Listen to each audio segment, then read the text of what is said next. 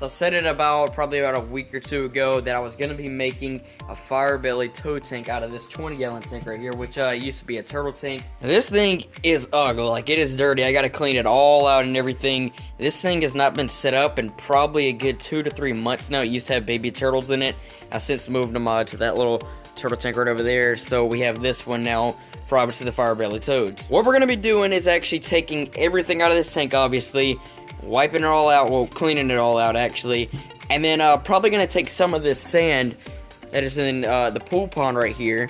I'm going to have it on the bottom actually, and then I've got some like river stones or whatever that I had in the baby beta tank, and we're going to outline the land area. So you're going to have the filter kind of over here. I want to make some kind of like cool waterfall thing out of it. I don't know what I'm going to do yet, but, and then we're going to line the land area just like that with the rocks, and then it'll be all water out here, and then have a land area right over there. So that's what we're gonna do. It is going to be outside. It is warm enough for them to stay outside. They don't actually need a heat lamp anyways. All I'm gonna have on here is just a UVB bulb. 107 got the fish picture and last video correct. This is the fish picture for this video. Be the first one to comment down below the correct name of that fish. If your comment is pinned, then you get a shout out in the next video. So without any further ado, let's clean this thing out.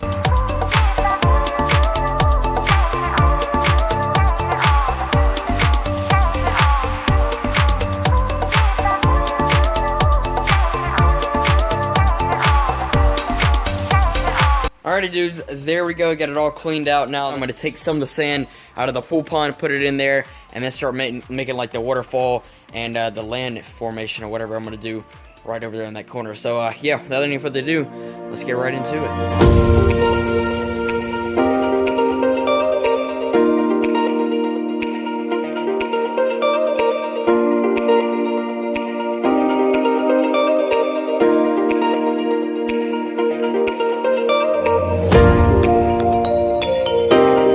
Alright dudes, this is basically what I've came up with. Now, you're not going to see any of that rock back there.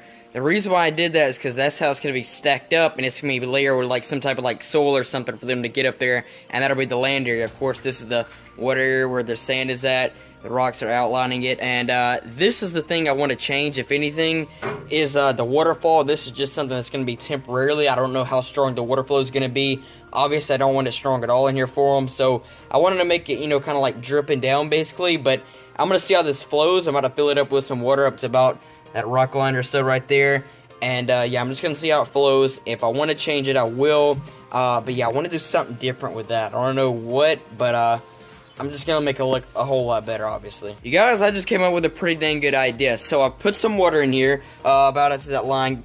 Put a little bit too much, you know, I'll take some out. But I had this piece of driftwood right here that was left over from a beta tank, and I decided I wanted to use it in for some type of way, but I didn't really know what I wanted to do with it. So initially I thought I was going to have it sitting in the water and going onto the land, and they can kind of like, you know, be in between the land and the water. Well, I decided to use it as this. Now, the flow is not that strong because it is pushing some of the water out through the back there, because so one of the suction cups is actually not on the filter, so it actually looks pretty dang good, and the fire belly toads can actually get up here and sit on the log as it's just, you know, really light water drizzling down like that, and there's no like hard flow in or nothing like that. So it looks pretty good. Just got to get like the soil I want to put like right over there tomorrow, and also some artificial and maybe some live plants in here as well. If I put any live plants in here, I'll have to take some more sand out of the pool pond. But yeah, I mean, it doesn't look half bad. I'm gonna clean the glass off right here. I'm gonna put the hood on and also the UVB light. Well, actually I gotta get the UVB lamp tomorrow, but I think it's gonna look pretty dang good once I'm actually finished with it.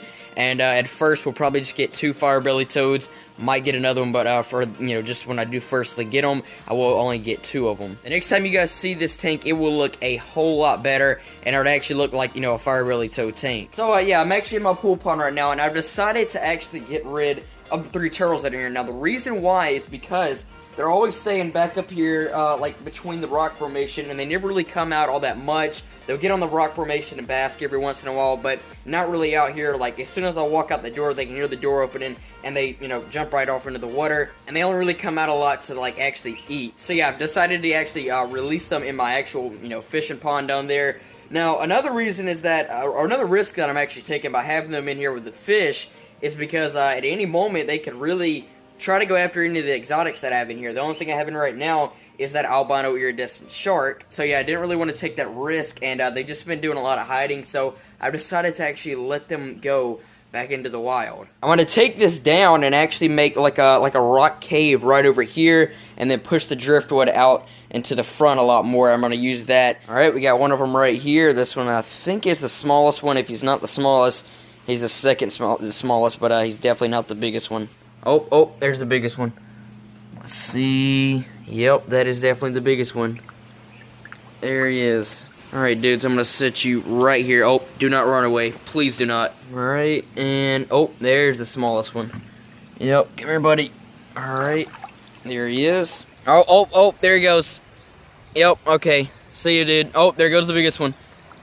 Alright, dude. That's only the smallest one. Here we go. Here you go, buddy. I'm going to set him right here on the sand. And there he goes. And he's off. These guys are going to do great in this pond, and it's really going to be no different from really me keeping them in that pool pond, because I come down here, I feed the fish and the turtles every single day. It's just, you know, a whole lot bigger and a lot more natural, so they're going to love it in here. So it's actually the next day now. After I released those turtles yesterday, I came back up here and did some like rearrange into the pond. You can see the rock formation is basically the exact same. I just made it lower. I didn't have it coming out of the water anymore, so that way, you know, fish could literally swim all the way around the top of the water without bumping into anything. And yeah, it's kind of like a cave now, and it's also hiding the pump and the heater that are back there. And I'm also going to be getting some artificial plants to hide the tubing over there. And I think I'm actually going to leave the heat lamp on here to have kind of like a light out here, so that way I can come out here at night and actually see the fish swimming around. We're going to get a pair of albino Oscars for this, probably a peacock bass, and the next exotic that I move in here will probably be my baby Marlboro Carp catfish. So this tank, yeah, looking great. No, I'm just going to get some more plants for it. Well, actually some plants, because there aren't any in here today for it. Probably going to get maybe like some tall subulatos, maybe some Amazon swords, some type of background plants, because it needs some, and the angelfish will of course love it. There's the two super red angels. There's the one right there. One back there. There's one of the big Congos. And the other one is somewhere probably behind the waterfall hiding. There's the parrotfish.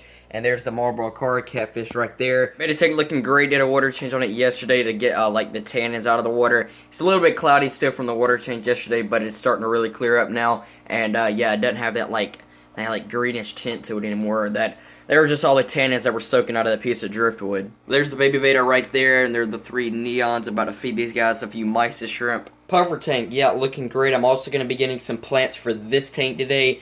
Probably going to get another puffer for it. You can see the one lonely puffer back there in the back, and yeah, he's doing great and all. He's been eating, been absolutely loving the tank.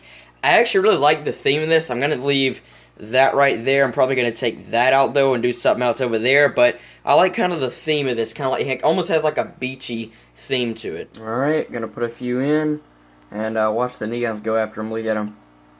Watch the other ones come after him. Look at him go. Here comes the beta. Oh, got it. Yep. She got it. Got some right here for the saltwater fish. Look at the clownfish. Look at them. Bobbing up here at the top because they know this is where I feed them. Look at them. Look at them go. Just freaking crazy how they just attack that. And the Royal Grama. Look at that. Put a few more on in. Just look at them go. Here comes the shrimp. Look at them. Always coming around that side right there. What I've been doing is actually drop one of these little algae pellets in right here for the shrimp to eat, because I don't think it really gets enough out of the mysis shrimp and all that. So I drop one of those in, and the clownfish kind of peck at it, but then it goes down to the bottom, and he ends up getting it. Oh, the clownfish has got it in his mouth. Look at him. The shrimp's trying to get it from him. Look at this. And the other clownfish is trying to get it from him too. Holy cow, this is crazy. Oh, yep. The shrimp got it. Yep, the shrimp got it. Dropped a few algae pellets in there for the Cynodontis, and the three little calico plecos eating. You can see the Cynodontis kind of spooked him, but he was out eating. We're going to get some more of the little baby Cynodontis, let them grow out here, maybe one or two more, and then of course I have the three calico plecos. Look at them. Here they come, they smell it now. Oh, he found it. Oh, he got off of it. That's the biggest one right there. There's the second biggest one back there in the back, and that is the smallest one right there. So, yep, there's the Cynodontis right there. Well, that is pretty much it for now. We have our new Fire Belly toad tank set up. I'm probably going to be getting the Fire Belly toads for it next weekend. I'm gonna let it, you know, I'm gonna add some more things to it out through the week and all that, get it all ready for them, and then next weekend we'll probably go and get 2 of them. Be sure to drop a like on the video, hit that subscribe button if you're new to the channel. With that being said, you guys, I will catch you all in the next video. Peace.